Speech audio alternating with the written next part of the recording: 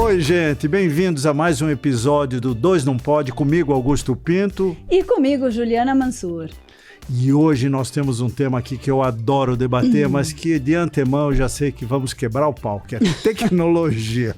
Hoje... Isso é norte e sul, né, Ju? Hoje vai pegar. Então, o que nós queríamos falar da tecnologia é o seguinte, a tecnologia, ela veio nas nossas vidas desde da descoberta da pólvora, da roda, para ajudar a gente a viver bem, viver melhor, né?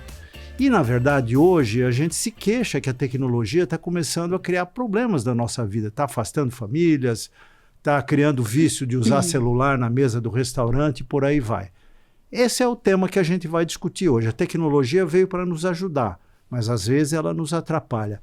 Como usar a tecnologia com bom senso, com equilíbrio? E eu vou começar passando a bola para a Ju. Ju, como é que você vê a tecnologia na sua vida hoje? A tecnologia, eu acho que ela é sempre uma coisa benéfica, que ela vem como facilitador. Agora, se você pergunta qual o meu sonho na vida, é o fim da internet. Eu sei que é impossível, eu adoro os benefícios que a internet me traz, e me traz infinitos benefícios, mas eu acho que o prejuízo emocional, de relacionamento, que a internet, não é a internet, que é o aparelho e o que foi feito do aparelho, que é essa comunicação virtual imediata de WhatsApp e as redes sociais. Se tirasse esses 3 itens, redes sociais, TikTok, Instagram e WhatsApp, mas que não tivesse como substituir pelo Telegram, por outras coisas, o aparelho em si, a tecnologia facilitando a nossa vida, eu acho ótimo. Eu acho que esses 3 itens, que é o que foram feitos para gerar vício, é o que atrapalha a nossa vida. Mas você não acha que a gente está culpando a cama pelo vagabundo que dorme até meio-dia? Porque a tecnologia, ela não tem cor nem sinal. Ela não é nem boa nem ruim, é tecnologia. A forma como a gente usa é como um revólver. Você pode usar para se defender ou para ser agressivo e matar alguém. O Instagram é uma coisa. Acho... Mas todo mundo sabe que existem técnicas e que essas redes sociais são feitas para viciar. E o vício se torna uma doença, assim como a bebida, assim como a droga, né, na mão de crianças, de adolescentes e de adultos. Então, é muito difícil falar a culpa é da gente que não sabe manusear, quando a gente está lidando com uma coisa que tem muito acesso e que é altamente viciante. Você nunca teve num momento que você deveria estar fazendo outra coisa? Claro, todos claro. nós. Não, eu uso celular alguns com mais consciência e outros com menos. Mas eu acho que uma vez que a pessoa está viciada, é caso de clínica. Existe clínica, aí, Ju, tá? Eu acho que eu tenho um retrovisor, eu tenho um retrovisor maior do que o seu pela minha idade, né? Você tem um retrovisor maior do que os seus filhos pela mesma razão. Quando eu olho o meu retrovisor, eu vejo que, na verdade, cada geração se queixou da tecnologia com os mesmos argumentos que você se queixa hoje com relação à internet, o Instagram, o TikTok, etc., o celular em geral. E, na verdade, nós estamos falando sempre da primeira onda da tecnologia. Por exemplo, quando a gente volta para a sua infância, qual era a tecnologia que atrapalhava as famílias? A TV. As crianças ficavam na frente do Hanna-Barbera lá, vendo os desenhos animados, e eles não queriam largar aquilo. Depois vocês se tornaram adolescentes, eram os videogames que estavam surgindo e que o seu irmão, o Luciano, até hoje é um maluco de videogame. Ele põe a família para dormir e fica jogando videogame às vezes até às 3 da manhã, né? É um vício terrível. O videogame não é uma coisa nova. E cada uma dessas gerações de tecnologia tiveram essa primeira fase invasiva. Depois elas se acomodaram e ocuparam o lugar devido e deixaram de ser um incômodo. Mas vai acontecer com a internet e com o celular também. Tem uma diferença grande em relação ao que tem agora. Qual é? Nenhuma dessas era portátil. Nenhuma dessas você conseguia levar para o restaurante no almoço. Nenhuma dessas você conseguia levar para dentro do avião. Nenhuma dessas você conseguia levar para reunião de trabalho.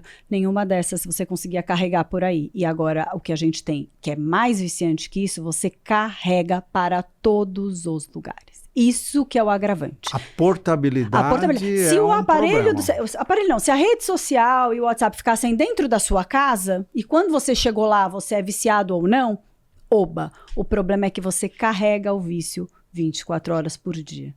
Eu Inclusive acho de que- madrugada, tá? As pessoas acordam para fazer xixi, dão uma olhadinha no celular. Você não acordava para ir no banheiro e dava uma ligadinha na televisão. Na verdade, é mais grave do que isso. Hoje, no meio de eu venho do meio de comunicação, como você sabe, fiquei 22 anos como empresário de comunicação. A gente tem um termo que se usa muito chamado omnichannel. O que é omnichannel? É todos os canais. Múltiplos canais. Então, você, na Undertop, você faz um conteúdo. Esse conteúdo, para ser bom, ele tem que ser omnichannel. Ele tem que ser tão bom no Instagram, como é no TikTok, no YouTube, ser visto na TV ou no celular. Hoje, o maior incômodo, não acho tanto que seja a portabilidade, é o omnichannel. Por exemplo, você tem um login no Netflix para ver os seus filmes. Você saiu de casa, você chegou no hotel, você faz login na TV do quarto e é o seu Netflix. Mas ali. aí você fez o login na TV do quarto, Isso. você tem que estar lá, ele não está no restaurante. O celular faz você fazer login no restaurante. Pois é, mas a história é o seguinte, se você no celular, você não conseguisse ver o mesmo conteúdo que você vê na TV, no tablet, quando você está viajando, quando você está em casa, não seria tanto problemático. O problema é que para onde você vai, a tranqueira vai junto. No celular ou em qualquer meio. Ou em qualquer meio, mas o celular Entendeu? é o mais portátil. Né? E o que eu acho interessante é que, mesmo falando de uma geração abaixo, porque eu não nasci com a internet, né? Eu fui da geração que a internet surgiu. Então, eu consigo muito claramente ver o que era a vida e o que é a vida. Meus filhos não, meus filhos nasceram com a internet. E mesmo assim, o Bruno agora, que foi viajar, fez um curso de férias e que podia ter 1 hora de celular por dia para ligar para a família. Era 1 hora restrita. E aí não ficava com ele o celular. Ele mesmo fala que foi muito melhor, porque se ele tivesse o celular, ele não teria tido tanto proveito. Tanto que ele falava assim, uma das coisas que eu achei difíceis é que eu não conseguia ver que horas são à noite. Falei, se você tivesse com o iWatch, você conseguiria ver que horas são. Ele, mas daí eu já ia me desconcentrar, porque daí você já vê o WhatsApp, eu não ia aproveitar tanto. Então, eles têm a consciência, mas a coisa é tão viciante que mesmo com a consciência, eles não conseguem. E como eles falaram isso quando eles estiveram aqui no programa dando entrevista. E como todo mundo usa... É diferente eu tirar o celular dele num ambiente que todas as crianças estão usando. É diferente do ambiente onde nenhuma está usando, né? E aí eles percebem que é muito melhor, mas eles não conseguem fazer isso no dia a dia, porque todo mundo usa. Ontem eu li uma notícia que eu achei muito legal, que é sobre a pedagogia da Finlândia para ensino público, né? Eu não sei se você sabe, mas a Finlândia é considerado o país mais evoluído do mundo em forma de ensinar. O da Escola dos Meninos é exatamente, não só dos seus meninos, mas de vários. Eles exportam tecnologia pedagógica para o mundo todo. E, para minha surpresa, a Finlândia decidiu, a partir de agora, que as escolas públicas vão paulatinamente voltar para o caderno, papel, caneta, borracha. Benção! Total. Ou seja, a criança vai ter que aprender a fazer letra cursiva, o professor vai escrever na lousa. Será que a escola dos meus filhos vai pegar essa novidade? A fazer raiz quadrada, a resolver problemas fazendo conta. Ou seja, ficou concluído que não funciona tão bem assim. Porque assim, meus filhos, assim, falando de ensino que eu comparo, eles aprendem outras coisas que a gente não aprendia, eles são desenvolvidos em aspectos que a gente não era, mas tem uma parte que se perde, né? Que eles não sabem escrever letra cursiva, eles levam uma vida. Tudo bem, você não precisa da letra cursiva, mas não sei, tem uma parte que foi perdida. Quando eles precisam estudar uma matéria, como é tudo online, se perde, não tem aquilo, não tem uma anotação, não tem um caderno. Eu acho enlouquecedor. Agora, eu não sei até onde esse voltar para trás não seja um pouco de saudosismo. Percebe? Vou te dar um exemplo. Saudosismo do quê? Ou você percebe que uma coisa não está funcionando... Eu não acho que vai voltar total, mas eu acho que talvez alguns passos, você perceba que algumas bases fiquem pelo caminho quando você... Porque a tecnologia te faz pular um pouco de etapas. Então, eu vou te dar um exemplo que ainda é tecnologia, mas não é tecnologia de internet, que é o que o engenheiro usava. Quando eu estudei engenharia, as primeiras aulas que você tinha na escola era aprender a usar régua de cálculo. Quem está ouvindo aqui provavelmente nunca viu uma régua de cálculo. Era uma reguinha assim de tamanho 20 centímetros, que tinha um cursorzinho que se movia e tinha uma tabuinha no meio que andava assim entre as duas tabuinhas. E tinha 3 escalas. Então, usando as 3 escalas, a lingueta que andava e o cursorzinho que se movia, você resolvia qualquer equação complexa que você conseguisse imaginar. Bom, os engenheiros aprendiam a fazer todos os cálculos de estrutura usando régua de cálculo. Você usava régua de cálculo até para fazer prova. Acabou isso. Quando eu saí da escola já estava caindo em desuso, porque já tinha as HP que você podia usar, e daí para frente você entra no computador e ele resolve tudo para você. Você acha que se uma escola de engenharia resolvesse voltar à régua de cálculo, porque a base do raciocínio técnico do engenheiro era feita usando a régua de cálculo? Isso é inviável. Mas eu não acho que vai retroceder nesse nível. Eu acho que vai voltar um pouco. Algumas coisas vão ter que voltar. Você que está me dando essa notícia maravilhosa, eu nem sabia disso. Eu li no Estadão de ontem, se não me engano. Finlândia... Nossa, eu vou recortar e mandar para a escola dos meus filhos falar, e aí, vamos seguir? Mas até onde retornaria? Vamos fazer um exercício. Eu não sei, mas eu acho que assim, quando eu olho para a minha infância comparada com a infância deles, eu acho que o facilitador trouxe muitas coisas, a gente até conversou com eles aquele dia, que eles não têm paciência para nada, eles desistem muito fácil. Coloca eles numa fila, eles não conseguem, precisa ter uma atividade, porque eles estão acostumados a ser super estimulados o tempo todo. Então, eu na minha infância, você provavelmente na sua, eu tinha que passar o dia em frente ao rádio para ouvir a música que eu queria e conseguir gravar. E quando eu fosse escutar, ou eu não ouvia ela do começo, ou tinha que ouvir o final da outra, porque era aquele negócio que voltava, ia pra frente, você nunca parava ali. Então, isso fazia a gente ter paciência e fazia a gente ter repertório, porque enquanto eu esperava uma música, eu ouvia outras 20. E aprendi o que eu gostava, o que eu não gostava. E eles não têm isso, eles ficam sempre vendo as mesmas coisas, desde bebezinho. Gostou daquele desenho? É só aquele desenho. Aí muda a temática um ano depois, aí é só aquela temática. Como é que você resolve esse problema? Você vai voltar pro tempo que ele tinha que ouvir tudo para poder apreciar? Não, Ju... Eu não tenho uma fórmula. Eu só acho que é péssimo. Ouvir música, né? Hoje, a coisa mais cara que tem é uma picape para você ouvir vinil. Vinil voltou a ser uma coisa como é uma câmera fotográfica, que só um profissional tem. Então, se você é um cara que curte aquilo, você tem uma câmera ou você tem uma picape que toca vinil. Mas na prática, 99,9% da população... Sim, mas eu não acho que você tem que voltar para o vinil. Eu não acho que você tem que deixar de ter o Spotify. Eu não acho que você tem que deixar de ter o rap. Eu acho que tem que ter um jeito que a gente consiga... Eu acho que o prejudicial, eu uso também muito para trabalhar para tudo, mas eu acho que o prejudicial, o que gera depressão e o que gera ansiedade são redes sociais e WhatsApp. Você sair de um podcast aqui que você está gravando, que você fica aqui 1 hora, e aí você pega o seu WhatsApp, tem 80 mensagens, para muita gente gera um grau de ansiedade imenso. E se pegar as 80 mensagens, 70... não é que elas não são úteis, elas não são coisas que precisam ser resolvidas agora. Então, essa comunicação imediata faz você antecipar um monte de assunto. O que eu faço? Eu não quero ter que lembrar disso, eu já jogo pro Augusto, não importa se é sexta, sábado, domingo, feriado, madrugada. E aí a bola tá com ele. Só que é um assunto que amanhã, na minha reunião presencial com ele, eu poderia resolver. Mas não, eu já quero tirar das minhas costas esse assunto. E aí a gente sobrecarrega as pessoas. Eu vou mudar um pouco o âmbito aqui para falar... A gente falou de letra cursiva, né? E na minha infância a gente escrevia cartas, né? Nós tínhamos uma família grande, enorme, a família da minha avó materna, eram 11 filhos, a maioria mulheres. E essa família morava... Espalhada no estado de São Paulo, em várias cidades. Eu morava lá nos confins do oeste do estado de São Paulo, perto do Mato Grosso. Antigamente era Mato Grosso, hoje é Mato Grosso do Sul.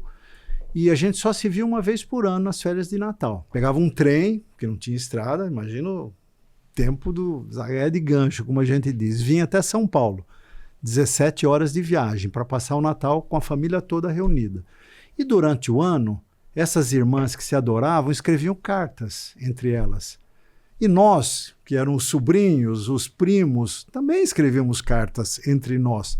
A nossa era uma cartinha de uma página, mas eu me lembro a minha mãe escrevendo para as irmãs mais próximas dela, cartas de 7, 8, 10 páginas. Um livro. Era um livro, escrevia. Aí vinha aquele pacotão grosso assim no envelope, você ficava ansioso esperando A volta, a resposta. Às vezes levava semanas E não era para voltar. gostoso?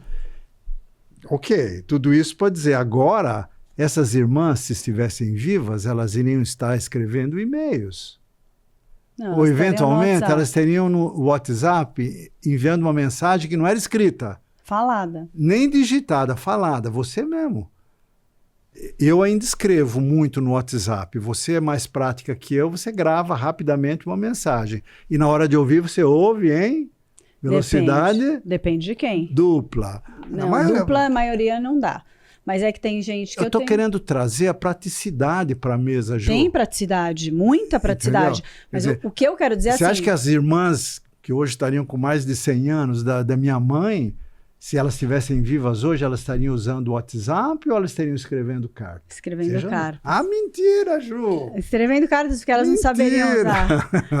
Mas, Não, o que eu estou dizendo é a assim, Lígia usa o WhatsApp eu sou uma adoidada. pessoa com presença digital. Eu tenho vídeo, eu tenho podcast, eu sou a cara da minha marca, eu vendo a minha marca pelo Instagram, eu uso o site.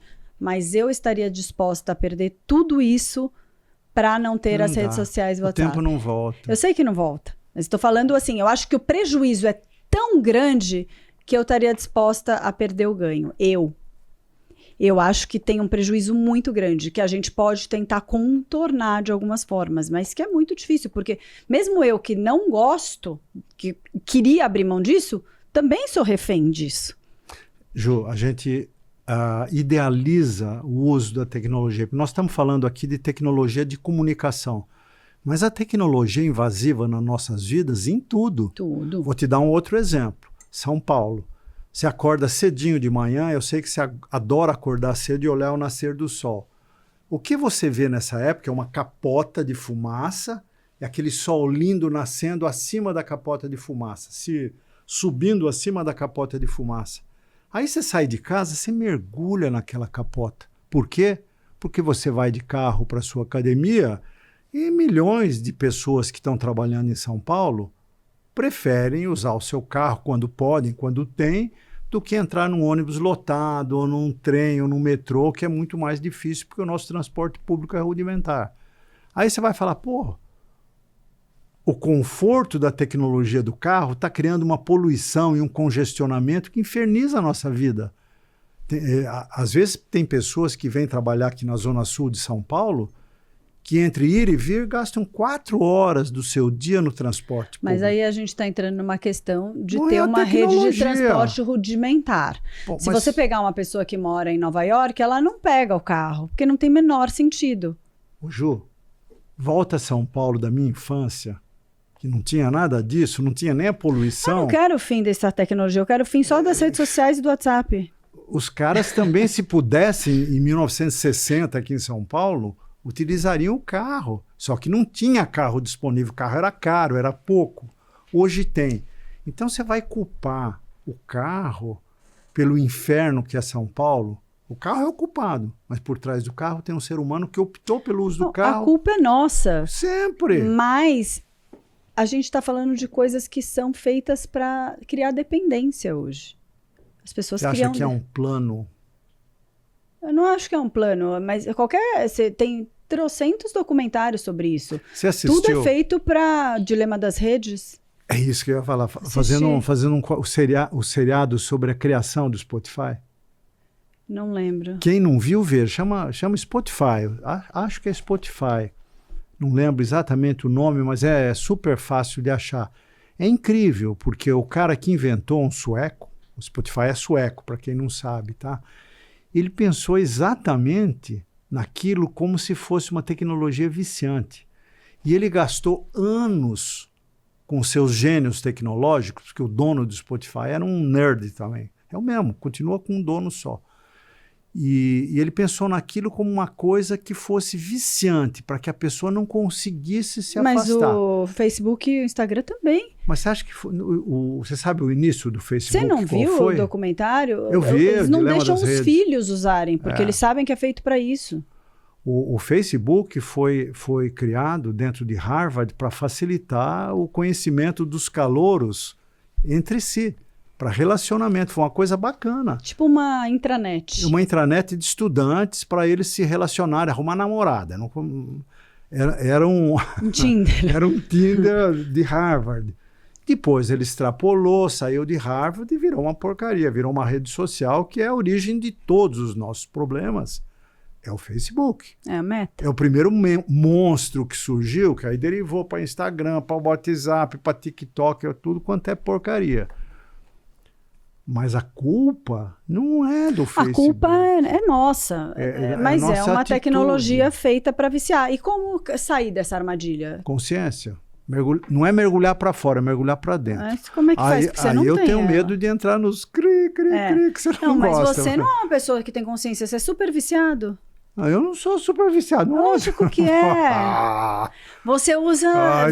os viciados usam subterfúgios. Então é assim, você fala assim, nossa, você viu aquele que falaram que agora está acontecendo esse novo negócio na Finlândia? Os viciados já aproveitam esse gancho e falam assim, nossa, peraí, deixa eu pesquisar aqui no Google para ver a notícia direito, com a desculpa de que vai ver uma notícia. Mas é o vício. Pode ser que seja minimamente ligeiramente vou fazer o teste. Mas eu acho que é mergulhando para dentro. Por exemplo, você ensinou um dos seus filhos a meditar. Você medita regularmente. Eu também medito. Meditação é uma forma. Mas isso não faz eles serem menos viciados nas redes sociais. O que você prefere? Sentar em casa, escolher um filme e ficar vendo com o seu marido ou tirar a bunda da cadeira e ir até o cinema? Ficar vendo na minha casa. Exatamente, isso é uma opção. Porque o cinema, no seu caso, por exemplo, tem um shopping do lado da tua casa. É tipo descer uma escada rolante, você vai assistir o cinema. No entanto, eu aposto que por comodismo, você prefere ver um filme mas ruim. Isso não me prejudica. Mas a rede social, em essência, não prejudica. Mas você vai ver... Ju, você está fugindo da raia. Você sabe que o nosso comodismo... que é o grande problema. O comodismo, em vez de você falar, esquece o celular, vamos sentar aqui e bater um papo, vamos sair de casa e vamos no cinema. Não, eu acho que nós somos culpados, mas... Porque no limite, você também teria que pôr culpa do seu comodismo no iFood. Porque não seria muito mais legal você ir para a cozinha com o teu marido e falar, hoje vamos cozinhar? Não seria mais legal, odeio. Seria péssimo. Mas de repente passaria o Ed ia amar, aprender a cozinhar e fazer um evento, cozinhar para a família. Mas a culpa é nossa, mas... É atitude, Ju, gente. É atitude, mas a gente não consegue ter essa atitude porque a gente ficou viciado na facilidade. Sempre foi. Eu odeio a internet. Você imagina que quando inventaram a roda, a carroça, a diligência, o automóvel, sempre alguém pôs culpa naquela tecnologia nova que estava chegando pelas perdas que houve em relação à etapa anterior. Como era legal escrever carta. Era mesmo. Mas, gente... Pera. Escrever carta de 10 páginas. Eu ia amar.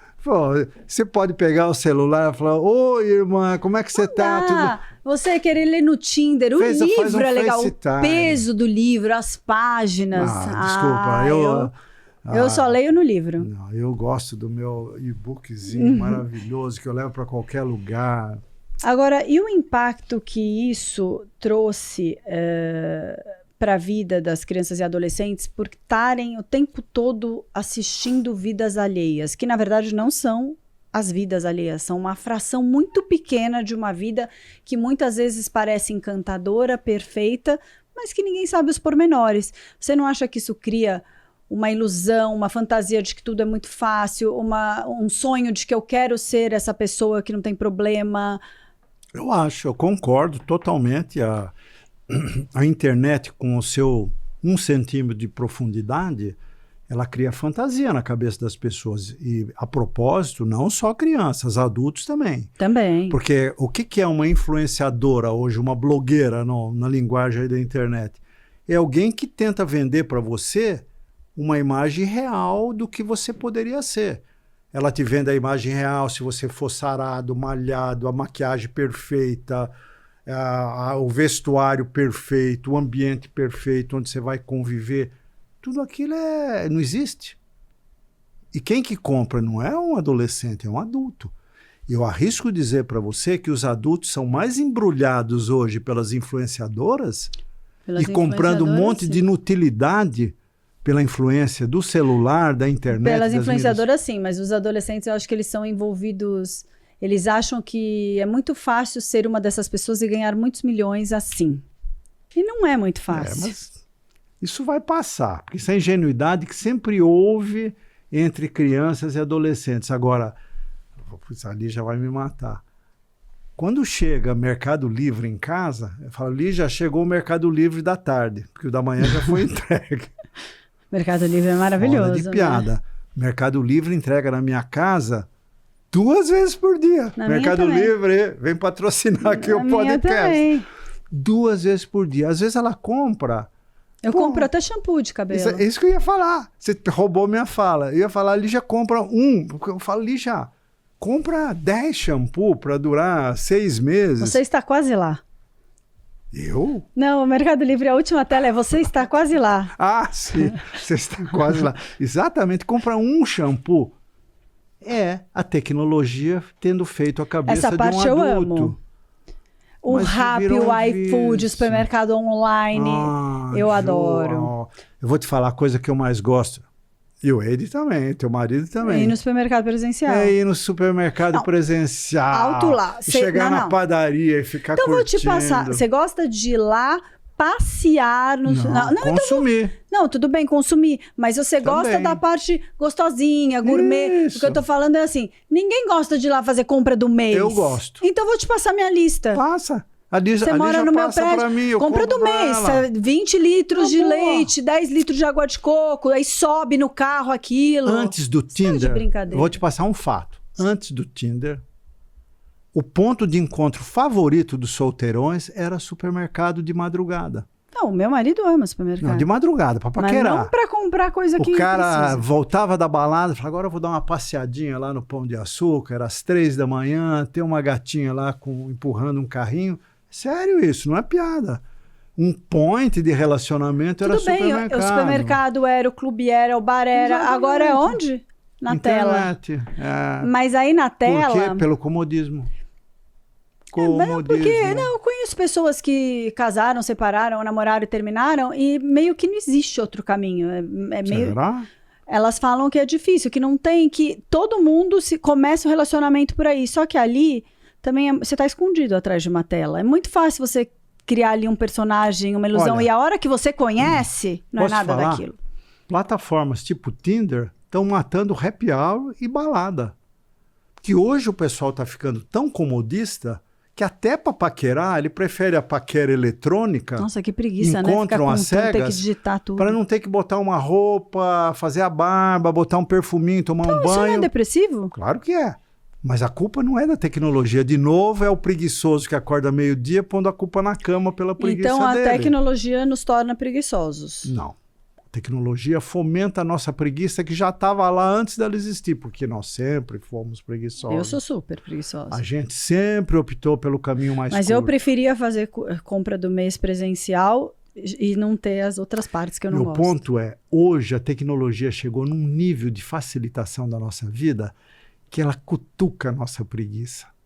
Aquela preguiça que era escondidinha, ela hoje está facinho. Você dá um botãozinho, pronto, o Rappi. Pô, o Rappi vem patrocinar o programa aqui. É maravilhoso. Não tem os caras que fazem compra para você no supermercado e você interage com eles? Eu não interajo. Fala, olha, eu quero pão crocante. Eu não interajo porque eu sou preguiçosa. Mas o seu marido interage. Meu marido gasta horas... Eu falo, não acredito, você está discutindo com o cara do Rappi. Mas aí eu falo para ele assim, por que eu nunca falei com o cara do Rappi e você todas as vezes precisa falar? Ele tem um debate com o cara do Rappi. Eu falo, nossa, que preguiça disso. Eu não, eu escolho lá, o que vier veio. Eu também aceito o que vier de bom grado, eu agradeço de joelho porque eu não tive que ir. Ou seja, gente, eu nasci com tecnologia, né? Porque eu sou engenheiro, mas era um outro nível de tecnologia. Fui trabalhar na IBM. Tecnologia sempre existiu. Eu acho que estamos falando mais, eu acho, dessa tecnologia moderna, que anda com a gente. Eu digo para você, a culpa do mau uso da tecnologia nunca foi da tecnologia, nunca será, qualquer que seja a tecnologia. O ser humano, quanto mais tecnologia tem em suas vidas, mais expõe os seus defeitos. Então vamos chegar aonde eu queria chegar, que estou dando uma volta para falar aquilo que eu não consegui racionalizar. A tecnologia expõe o pior da gente. raramente expõe o melhor da gente. Os nossos defeitos são magnificados pela tecnologia. E aí a gente, para se defender, o que faz? Aponta o dedo para a tecnologia. Coitada da tecnologia, não tem cor, não tem sinal de mais, de menos. E qual a solução? A solução é a gente mergulhar para dentro, não a gente esquecer a facilidade não, mas fora. Não é essa solução. Meditar não vai fazer você ser menos viciado. É ler mais, é querer conversar mais, é querer desfrutar mais. Por exemplo, eu adoro fazer academia, eu faço 3 vezes por semana. Mais do que a malhação em si, do que puxar o ferro. Bater papo. Pô, tem uma TV ligada, passando a Olimpíada, a gente para de fazer o exercício para discutir alguma coisa. Aí os meus amigos de academia já viraram amigos pessoais e a gente extrapola a academia. É isso. Agora, eu também poderia botar um programa de exercício que tá cheio no Instagram. Não, tá cheio de gente que faz personal online. Personal online, isso que eu ia falar. Nossa, eu detesto. Então...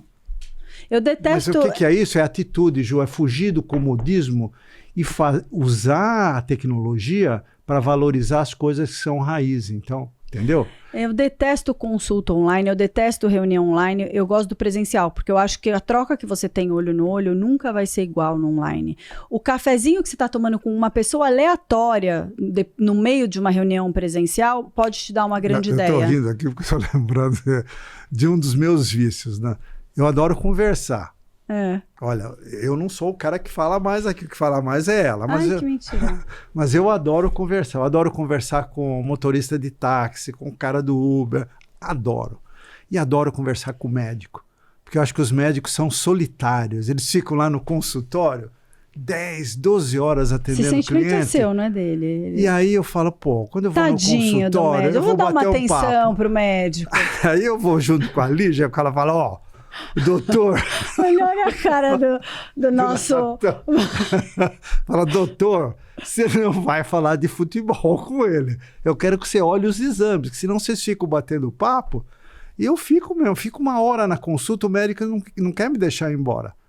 Tipo, segunda-feira que vem, eu vou no Dr. Márcio Abrão, Dr. Márcio, oi. Se prepara, 2 consultas, uma é para bater papo. Ele é São Paulino, eu sou corintiano. Então ele adora quando eu marco consulta para a gente poder falar de futebol. Então ele faz a consulta rapidinho, a gente fica mais 40 minutos batendo papo. Ela senta e conversa. Então você gosta do presencial? Adoro. Então você não acha uma droga o híbrido de hoje? Eu acho, mas só que é o seguinte, a gente tem que ter a atitude de valorizar as coisas que são raiz. Se você valoriza realmente se encontrar com os amigos no restaurante para bater papo ou recebê-los na sua casa, você não vai querer chamar iFood de pijama. Não, claro porque que não. É cômodo. Você vai preferir, em vez de fazer uma teleconsulta, ir lá no Dr. Márcio Abrão, que eu adoro, para conversar com ele. Certeza. Mesmo se for terapeuta, eu não faço online. Coisa. Online não me atende. Você tem que gostar de gente. O problema é que a tecnologia, em vez de unir as pessoas, ela desune as pessoas. Ela torna fácil a gente fazer tudo tele qualquer coisa é uma merda. Então, mas você não acha que... Eu entendo que tiveram muitos benefícios de tempo, as pessoas conseguiram ter outras qualidades, mas você não acha que para o lado profissional, essa coisa que cada um está na sua casa, muitas vezes o time nem se conhece? Eu acho. Pessoalmente é péssimo? Péssimo. O home office, eu acho que é uma coisa maravilhosa. O que é maravilhoso? É você dar a liberdade de escolha para, num certo momento, você trabalhar em casa, que é mais produtivo. Então, vamos dar um exemplo aqui, qualificar. Alguém que faz teleatendimento, operadoras de call center, telemarketing, elas trabalham muito melhor em casa, muito melhor. Porque você imagina, você já foi aquele bando de mesa, aquele barulho. Aquele barulho, elas trabalhando com fone de ouvido, a cada 1 hora elas têm que sair e fazer uma descompressão, senão elas enlouquecem. Aí você coloca essa mulher trabalhando em casa, o filho do lado, de vez em quando pode dar uma espiadinha na criança. Perfeito. Se aplica. Agora, se ela trabalhar 100% do tempo em casa, ela vai perder a conexão com a empresa. Ela vai perder a conexão com as suas colegas, com o seu processo de trabalho, com os seus chefes. Tem uma hierarquia na empresa. Então, o home office, de novo, é o tipo de conceito tecnológico mal usado. Bem usado, ele é uma maravilha. Mas não pode ser 5 dias por semana em casa trabalhando, porque aí você virou um vagabundo digital, que ninguém sabe. Dá para garantir que aquele cara está trabalhando 10 horas por dia em casa? Na empresa ele está ralando. Se um dia tiver que trabalhar além das horas, ele vai trabalhar e depois ele compensa. O home office é uma facilidade que a gente se apropria e usa mal. E assim toda a tecnologia. O culpado somos nós sempre no final do dia. Não é. Mas é reversível? Eu acho que olha a história. Olha a história. Mas agora é um ponto muito avançado da tecnologia. Não é avançado, Ju. E só piora. Eu costumo dizer o seguinte: você quer entender o presente? Olha para estuda o o passado. Foi tema de um episódio aqui. A história, o que é? A história é o passado. Se você estuda a história, você vai cometer muito menos erros no presente. Entendeu? Você tenta prender uma pessoa dentro do ambiente. O caminho mais fácil para ela fugir é você tentar prender. Agora, você libera a pessoa e joga a responsabilidade, é a melhor forma de você revelar a parte nobre do ser humano. Sempre que você tenta enfiar um ser humano numa gaiola, você desperta o pior dele. O home office é um exemplo disso. O home office conecta com outro assunto, que era o casual day. Quando não tinha home office, tinha um dia, você trabalhava 5 dias por semana na empresa, e tinha um dia casual. Esse dia, você podia ir de jeans, você podia deixar o terno em casa para os homens, as mulheres que iam de... Eu não me lembro a roupa, um terninho assim de mulher, como é que chama? Taier, não lembrava o nome. Deixava o taier em casa e iam também mais informais. Aí os caras começaram a exorbitar. Então o cara na sexta-feira falou, hoje eu vou de bermuda, eu vou de camisa informal, eu vou de camiseta com um logo aqui do meu time de futebol. Epa! A mesma coisa está acontecendo com relação ao home office. Quer dizer, aquilo que era uma coisa, que era um benefício, facilmente vira um desvio de conduta. E aí, como tudo que você tem em excesso, você para de valorizar. Também tem isso. Né? Então você valorizava isso. O dia que você ia casual, porque você não podia ir todos os dias. Agora, quando você pode ir todos os dias. Fora que eu acho que assim, o código de postura e vestimenta, ele imprime uma imagem para você. Ele transmite uma informação que é importante. Quando isso se perde, fica todo mundo de camiseta e jeans e tênis, eu acho que faz falta. Podia estar com um topzinho. Sinto saudades daquele pessoal chique, com gravata. Também gostava, viu? Eu achava que era legal. Também gostava, mas esse é saudosismo, né, Ju? Acho que a gente tem que entender que cada ciclo da vida vai tendo padrões diferentes. Mas eu acho que as pessoas vão ficando meio largadas também. Eu acho que quando você é uma pessoa bem arrumada, aí não depende de estar de gravata, mas que você transmite uma imagem empoderada dentro daquele universo que você trabalha, você se vende diferente. Olha, você conhece o conceito de dress code, né? O dress code sempre existiu, sempre. Agora, o que está faltando hoje é bom senso para a gente lembrar que continua havendo um dress code. Eu tinha um chefe que um pouco mais de liberdade, mas existe. Exatamente. Eu tinha um chefe que era inspirador no tempo que eu trabalhava na IBM. A IBM, gente, para quem não lembra, é uma coisa muito antiga, o pessoal era chamado de blue suiters. Por quê? Porque a IBM impôs, de certa maneira, que elegante era terno azul, gravata branca e raramente uma camisa branca e raramente uma gravata vermelha. Você tinha que ser discreto no vestir. Esse era o dress code da IBM. Mas eu tinha um chefe que dizia, olha, não leva isso tão a sério. Se você vai num cliente no interior do estado de São Paulo, uma cooperativa agrícola, por exemplo, em Ribeirão Preto, você vai encontrar o usineiro lá usando jeans e uma camisa xadrez, porque ele trabalha numa fazenda, ele trabalha no campo. Aí você vai fazer uma apresentação para o dono da usina com o blue suit, com o terno azul e gravata, você vai estar completamente deslocado. Isso é uma afronta ao outro. Então, você tem que pensar que a tua gentileza profissional, naquele momento, é vestir jeans e uma camisa xadrez. Para conversar. Xadrez ou xadreza? Nunca sei. Xadrez. Camisa xadrez para conversar com o usineiro. Agora, da mesma forma, se o usineiro vem te visitar na IBM, ele deveria ter o bom senso. Não necessariamente um terno, mas uma camisa, uma calça social. Isso é dress code, que a gente pode traduzir por respeito ao próximo. Mas aí essa geração de agora não aprendeu isso, né? Pô, respeito ao próximo? Não, respeito ao próximo sim, mas eles não aprenderam dress code. Tanto que o Pedro foi agora fazer um curso e aí tinha um dress code. De manhã ele podia estar de short, de moletom, camiseta, à tarde era calça e camisa. E ele tinha que se trocar, era 2, 3 trocas de roupa no dia. Eu acho interessante, porque você aprende que você tá ali na aula informal, você pode estar como você quer, mas aí você vai receber um cara que vai te trazer um estudo de caso, você tem que estar vestido para aquela ocasião. Mas, Ju, existe um dress code hoje, que ele é mais subliminar, ele é menos formal. Mas as pessoas passam bastante. Vou te dar um exemplo. Não passam. Se você for no shopping center no domingo, você vai ver ou no sábado, uma revoada de jovens adolescentes, de preto. Todos de camiseta preta. Não, isso sempre existiu. Calma. Dress code do momento. Legal. Modinha. Jovens todos de preto. Outro dia, a gente já falou várias vezes aqui no nossos episódios que a gente se reúne no domingo. Para a família toda, 10, 12 pessoas. Um dia eu estava em casa, num desses almoços, eu olhei, a família inteira estava de preto. Eu estava de camiseta preta ali, já não. Isso é uma coincidência. Não é coincidência, é que é subliminar, tá na tua casa. As meninas estavam de camiseta preta, os meninos eles estavam. Sim, porque eles só vestem isso. O Wade estava, eu estava, mas não a é mais gente coincidência. tá é coincidência.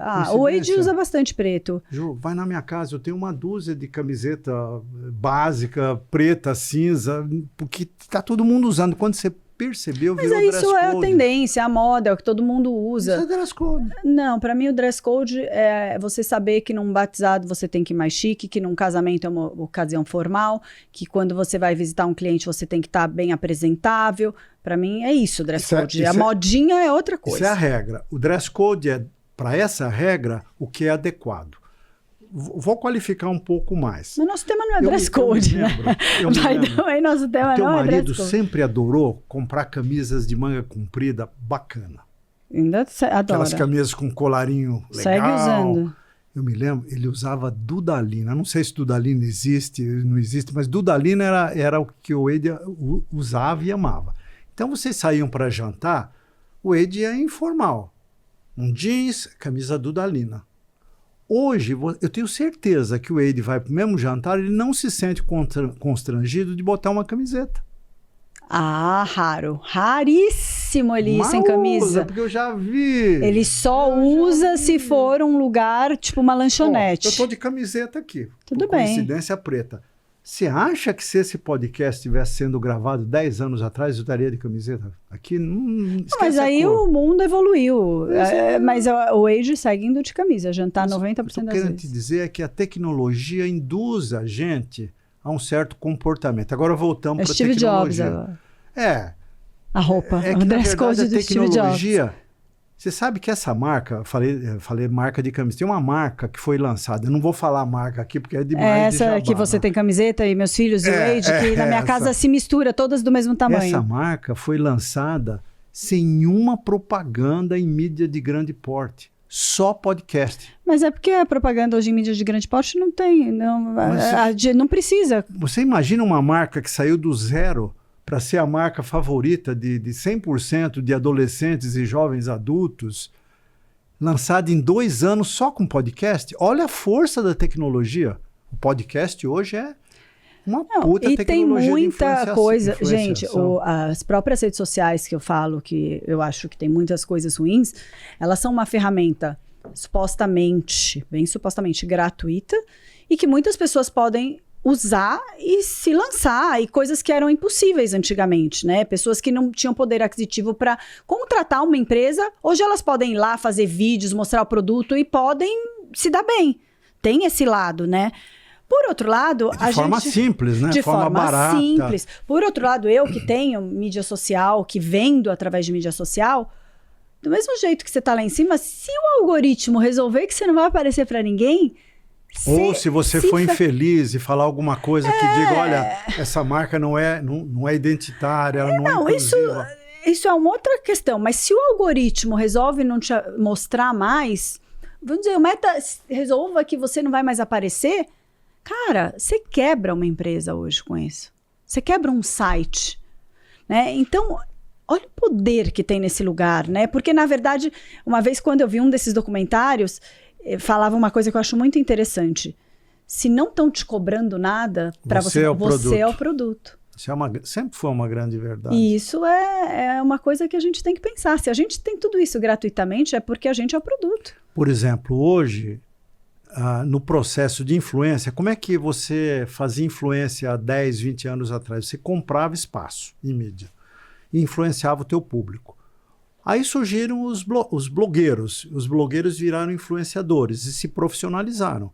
Tem gente que abandonou uma profissão. Não, e são mais requisitados para vender coisa do que os atores. Exatamente. E as estrelas. Só que o que a gente não percebe é que a maior parte dos blogueiros são micro-influenciadores. Eu vou te dar um exemplo. A velhinha que tem 10 gatos em casa e que, de repente, ela começa a fazer vídeo de gatinho. E essa velhinha, ela vai influenciar essa velhinha estoura. Essa velhinha estoura no Instagram, tem milhões de seguidores que adoram gatos. Chega uma loja, um pet shop, e contrata a velhinha para fazer propaganda de um certo tipo de ração. Essa velhinha vira uma popstar da noite para o dia, e da noite para o dia também ela desaparece na poeira da internet. Esses micro-influenciadores existem aos milhares, milhões, e são explorados sem nem saber. É a história de se virar o produto. Então, esse é o lado mal da tecnologia. Mas isso não quer dizer, de volta ao meu ponto. Não, de volta tem o lado bom. A pessoa tem acesso a uma ferramenta que ela pode trabalhar, que ela pode se vender. Tem muitos lados bons, mas infelizmente é difícil a educação tecnológica. Mas eu queria pegar um pouco do teu viés aí de preocupação com a tecnologia, que eu entendo e endosso, hein? Assim, o que me preocupa mais... Que ela afasta as pessoas. Não é isso. Agora eu vou para um âmbito mais profundo. É que a dependência de tecnologia cria um risco para as nossas vidas. Eu não quero falar de Armagedon, de fim de mundo, eu sei que você não quer chegar nisso. Mas hoje a dependência da tecnologia, ela cria um problema para a gente. De caos. Que, olha, se der pane, dá caos. Nós tivemos um exemplo, a coisa de algumas semanas aí, da tecnologia que deu um apagão bancário. Foi coisa de horas. Foi só bancário não, foi avião, aeroporto. Então, tem até um filme que fez muito sucesso aí, que está aí nos streamings, acho que é Um Dia Depois da Manhã, uma coisa assim, que mostra o que aconteceria se de repente tivesse um apagão global. Carro não funciona, energia elétrica não é distribuída, nada funciona. Os aviões não decolam. Hoje nós estamos nesse nível de dependência. Isso é um puta risco para a sobrevivência do ser humano. Porque só dá um bugzinho, né? Não é pior que um bugzinho, é alguém de má fé ou um tirano, um tiranete qualquer, uns Kim Jong-un da vida, acordar de mau humor. E desligar o botão. Ou apertar o botão. E nós não temos o que fazer a respeito disso. Isso, sim, é um perigo. Isso é algo que a gente deveria pensar e falar, pô... E isso se deve à evolução de tanta tecnologia, né? E agora, mudando um pouquinho de viés, e a inteligência artificial? Eu entendo que ela vai facilitar muito, mas eu enxergo, dando a minha visão, que aí você vai dar a sua visão, que é bem mais técnica. Eu acho que ela vai tirar muita gente, muitos empregos, tudo bem, isso vai se transformar, outros surgirão, mas eu detesto, por exemplo, quando que a gente mostra ali no grupo da família, pega uma foto, a foto vira um vídeo, aquilo não é real, aquilo não existe, eu não acho a mínima graça numa coisa que não existe. Vivemos isso essa semana, numas fotos de família que viraram vídeos, né? Que eu achei legal, mas ao mesmo tempo, depois que eu vi, eu mostrei para um amigo, ele falou, mas... Não é... Esse sorriso não existia na foto original. Ele não existe. Então, criou-se um sorriso, criou-se um beijo que não existiu. Eram duas fotos, né? Uma criou um sorriso então, e outra... aquilo me causa mal-estar, não me causa bem-estar. Você tem toda a razão. Porque... Ok, não é real. E aí, da mesma forma que eu falar, a inteligência artificial, você vai falar, quero que faça um vídeo, surja um vídeo da Juliana, porque eles conseguem fazer, vestindo todas essas roupas. Não é real, eu não vesti. Então, assim... Mas, de novo, pôr a culpa na cama pelo vagabundo que dormiu até meio-dia. Não, porque virou um brinquedo legal. Mas, olha, eu vou te falar uma coisa. E eu posso quebrar a cara, porque eu vou fazer uma afirmação meio perigosa aqui. Eu acho que a inteligência artificial é uma daquelas tecnologias raras que, quando ocorrem, levam a gente a repensar a nossa vida. A voltar um pouquinho, que não dá para voltar total, mas voltar um pouquinho para as nossas raízes. Então ela vai ser maravilhosa, eu vou amar ela. Por quê? Porque hoje a inteligência artificial ela é burra, Ju. A gente fala inteligência, não é inteligência artificial. Ela é burra ainda. Inteligência artificial é cálculo de probabilidades. Ela é burra. Se você fizer uma pergunta, pedir uma informação, mas você não tiver conhecimento da informação para corrigir, tem muita coisa errada. Não é bem assim. Em 99,9% das vezes, se aquela tecnologia foi bem treinada, ela vai te dar uma resposta muito próxima da resposta perfeita. Muito próxima, mas nunca é a resposta perfeita. Você faz a seguinte experiência. Você faz a mesma pergunta 3 vezes para qualquer bot aí da vida. Não é só o ChatGPT, qualquer um, que tem vários. As 3 respostas vão ser muito próximas da perfeição, mas diferentes entre si. Ou seja, não há inteligência ali. Há uma aproximação. Qual é a verdade? Você pega um livro, fala, leia a página 100 desse livro aqui. Eu quero que você interprete. Você faz o mesmo pedido 3 vezes, você vai receber 3 respostas diferentes. Isso significa o quê? Que a inteligência artificial devolve a responsabilidade para nós. Mais importante do que a resposta é a pergunta que você faz. Quanto mais a pergunta é perfeita, melhor será a resposta. Isso é uma tecnologia que joga a responsabilidade de volta para nós. Nós vamos ter que aprender a nos comunicar, a falar melhor, a perguntar melhor, porque senão a tecnologia não só não te dá uma resposta boa, mas ela cria problema para você. Mas ela e a parte imagética, onde você consegue criar filmes fakes e a confusão que isso vai trazer de coisas falsas, né? Que vão surgir, vídeos falsos que vão surgir de pessoas. Horrível. Isso é horrível. Eu vi, semana passada, teve um caso muito emblemático que foi o uso da voz da Scarlett Johansson. Eu não sei se você sabe, mas assistiu aquele filme Ela? Que é o Joaquin Phoenix, que é a voz dela. Que é a voz dela. Ele se apaixona por uma robô software e a voz da Scarlett Johansson. E aí chegaram à conclusão que essa é a voz feminina mais indutiva que existe em Hollywood. Sem perceber, Scarlett Johansson criou um padrão de comunicação por voz que influencia pessoas. E alguém se apropriou da voz dela para fazer um vídeo com uma propaganda, mas não era a Scarlett Johansson, era uma voz digital imitando a Scarlett Johansson. A Scarlett chamou o advogado dela e resolveu processar o publicitário. E perdeu. Bom, não sei se perdeu, mas a notícia que eu li é que a chance dela perder era total, porque o advogado contratado para defender a empresa de publicidade, a agência, usou um argumento irretocável, que era o seguinte: a voz não é da Scarlett, é uma outra voz. Se pegar, por exemplo, você lembra que fizeram recentemente, usando inteligência artificial, um vídeo da Maria Rita cantando com a mãe, e foi muito criticado porque a mãe já morreu, como é que você faz? Chegaram até a tentar derrubar esse vídeo, né? Acho que era propaganda de um... Eu lembro, eu vi. Era no carro. A lançamento da nova Kombi, a Kombi elétrica, alguma coisa assim. A voz da Maria Rita é quase idêntica da voz da mãe, da Elis Regina, mas só que não é. São 2 vozes que têm o mesmo timbre, o mesmo tom e tal.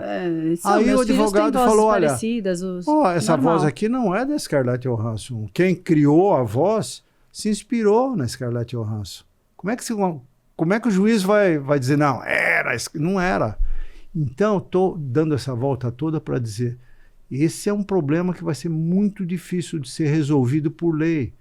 Porque como é que você vai dizer que um cara que se inspirou no Brian De Palma para fazer um filmete usando o mesmo estilo... Em contrapartida, quem está ouvindo e não tem essa informação toda, fala, a Scarlett Johansson está falando isso. Exatamente.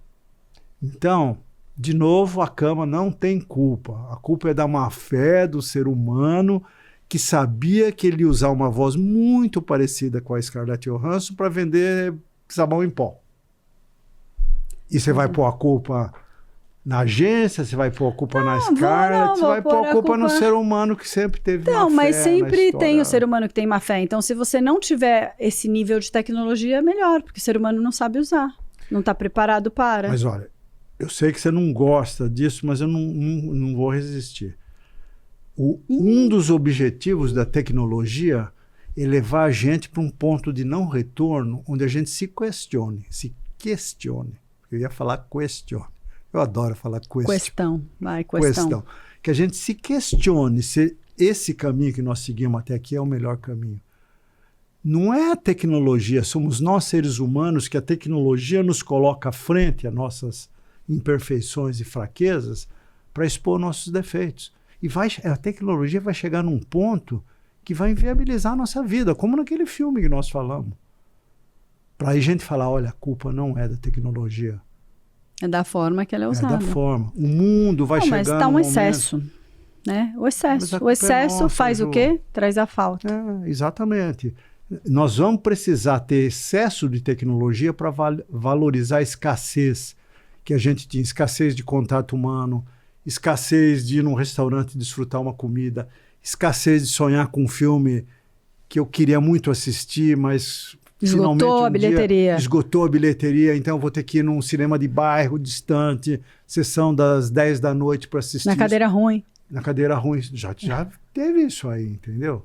Não tem mais. Tinha que chegar uma hora antes para ficar na fila para não sentar no pior lugar. Talvez a gente tenha que pagar um preço altíssimo para voltar a valorizar a escassez, entendeu? Voltar a valorizar o esforço. Não, valorizar não é valorizar a escassez. Talvez a gente tenha que ter a escassez para voltar a valorizar aquilo que agora a gente tem em excesso. Moral da história, para a gente não ir longe demais desse tema. A tecnologia é e sempre foi maravilhosa. O uso que o ser humano faz da tecnologia nunca foi maravilhoso. A gente sempre usou, nós usamos mal o avião que o Santos Dumont inventou. Ele não imaginava que o avião fosse usado dali a poucas décadas na Primeira Guerra Mundial para botar metralhadora a bordo e matar gente no chão. Ou na Segunda Guerra Mundial para carregar uma bomba atômica e destruir 2 cidades e uma população inteira.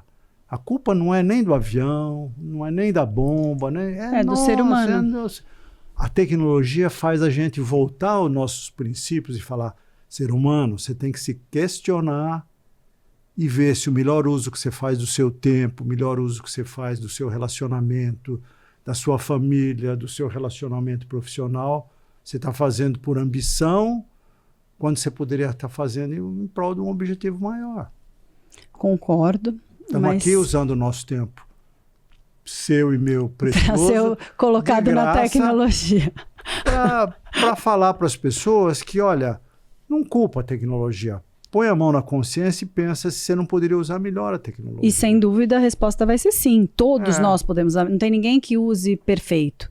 Tem pessoas que usam melhor, pessoas que usam pior. Mas é um caminho difícil, porque... Olha, anteontem eu comecei a ouvir um podcast... De 8 horas. E 37 minutos. Até 8 horas e 37 minutos. Natan, eu já ouvi...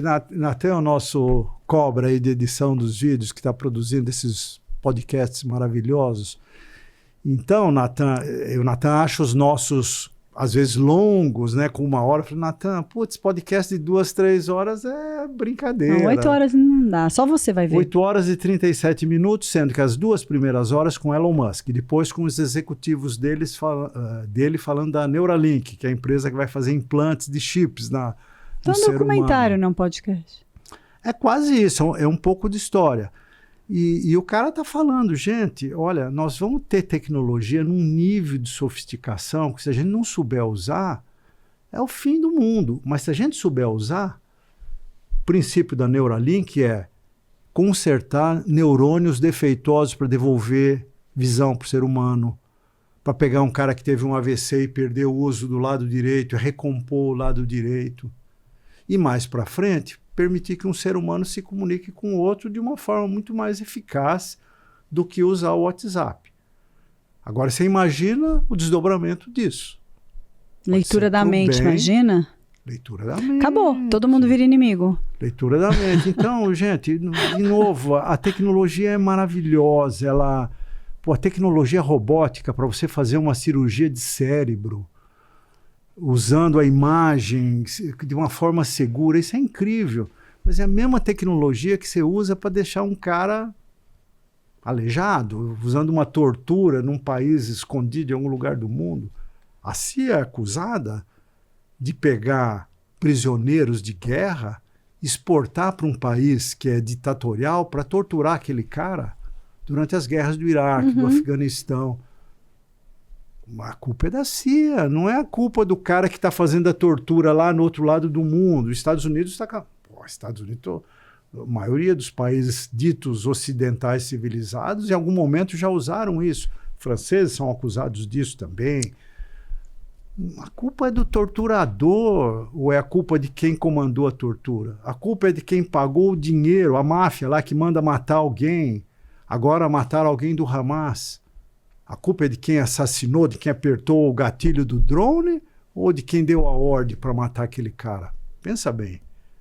É isso, o tempo todo a culpa é de quem tomou a decisão de usar mal qualquer coisa. Pois é. Falamos, hein? Falamos, eu vou querer a minutagem, que você fala que eu que falo muito. É que, gente, a meu favor, gente. Hoje o tema era tecnologia, eu adoro falar sobre isso. Adora. Então vamos fazer minutagem. Pessoal, minutagem. Eu quero ver, vamos fazer um programa de moda aqui, de fashion. Não, vai ser você assim, não vai ter conteúdo para você. 9-1 para você. Eu nem gosto de fazer desse tema. Bom, espero que vocês tenham gostado. Esse episódio não tem uma resposta, é só um brainstorming, né? É uma divagação para a gente criar um pouquinho de consciência dia a dia e fazer melhor uso dos nossos aparelhos. E é isso. E educarmos todo mundo à nossa volta, nossos filhos, nossos... pais. Darmos um exemplo também, né, Ju? Porque quantas vezes eu estou num almoço de família, eu vejo que eu estou usando o celular. Então, nesse momento, cai a ficha, enfia o celular do bolso, desliga. Nem precisa nem ir para a mesa do almoço. Ou nem leva para a mesa do almoço, deixa no quarto. Todas as pessoas que você é muito ligado estão naquela sala. Não tem ninguém que vai te ligar, é tão urgente, que não possa esperar 2 horas. É verdade. Né? Eu acho que esse imediatismo também é um problema. Tudo pode esperar 2 horas. Tudo pode esperar um dia, mês. Exato. Se o mundo não sobrevive sem você um dia, você está sendo um péssimo gestor na sua empresa. É isso, pessoal. Espero que vocês tenham gostado e até a próxima. Tchau, gente.